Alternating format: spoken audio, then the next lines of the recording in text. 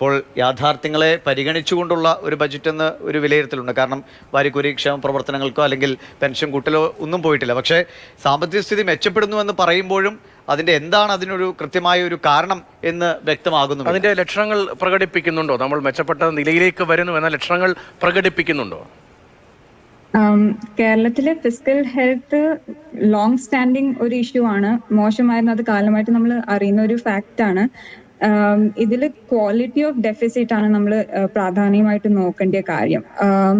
Although fiscal deficit is fine, comparable to the other states, the quality of deficit and the quality of expenditure is something that we have to look at. So all India level data which നോക്കുവാണെങ്കിൽ കേരളത്തിന്റെ standing is the poorest among the 18 states as per the Niti Aayog report. So the task was straightforward for the finance minister.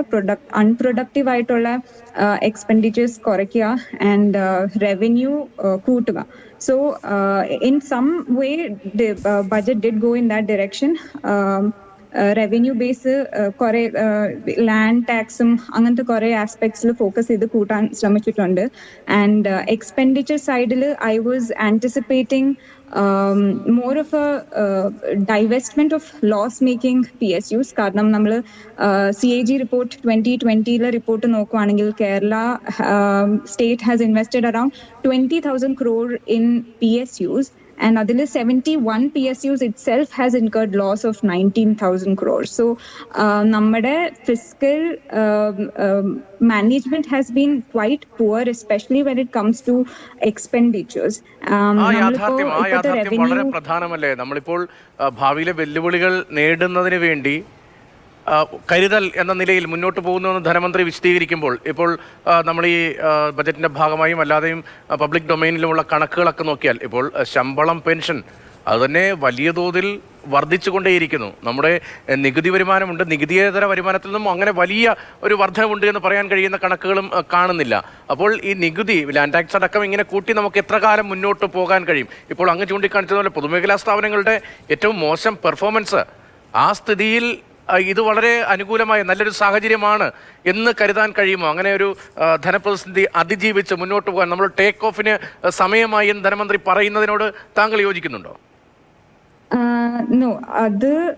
അതിന് കുറെ ആസ്പെക്ട്സും കുറെ institutional സ്ട്രക്ചേഴ്സിൽ മാറ്റം വരുത്തണം. Because ഇപ്പൊ നമ്മള് some of the positive developments that I saw was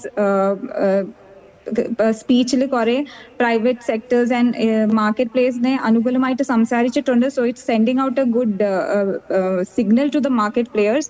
പിന്നെ knowledge economy, പിന്നെ സീനിയർ കെയർ ഇൻ ലിവിങ്ങിനെ കുറിച്ചൊക്കെ ടച്ച് അപ്പോൺ ചെയ്തിട്ടുണ്ട്. And these were positive developments. പക്ഷേ ഇതിലും ഫണ്ടിങ് അല്ല ഇമ്പോർട്ടൻറ്റ്. ഫണ്ടിങ്ങിനെക്കാട്ടി പ്രാധാന്യം കൂടുതൽ കൊടുക്കേണ്ടത് സ്റ്റേറ്റ് അതിനെങ്ങനെ ഫെസിലിറ്റേറ്റ് ചെയ്യാം അതിലാണ്.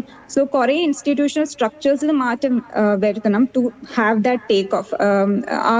ആ ഇൻസ്റ്റിറ്റ്യൂഷണൽ സ്ട്രക്ചേഴ്സിൽ മാറ്റം വരുവാണെങ്കിൽ മാത്രമേ നമുക്ക് ടേക്ക് ഓഫ് ചെയ്യാൻ പറ്റൂ. ഫോർ എക്സാമ്പിൾ, നോളജ് ഇക്കോണമിയിൽ ക്വാളിറ്റി ഓഫ് എഡ്യൂക്കേഷൻ ഉണ്ടാവണം, couple with great R&D as well as employment generating opportunities. അപ്പം ഈ ക്വാളിറ്റി ഓഫ് എഡ്യൂക്കേഷൻ മാത്രം നോക്കുവാണെങ്കിൽ in state of education institutions in Kerala, അവർക്ക് academic freedomോ autonomyയോ ഇല്ല to even diversify job and market ready courses for the students.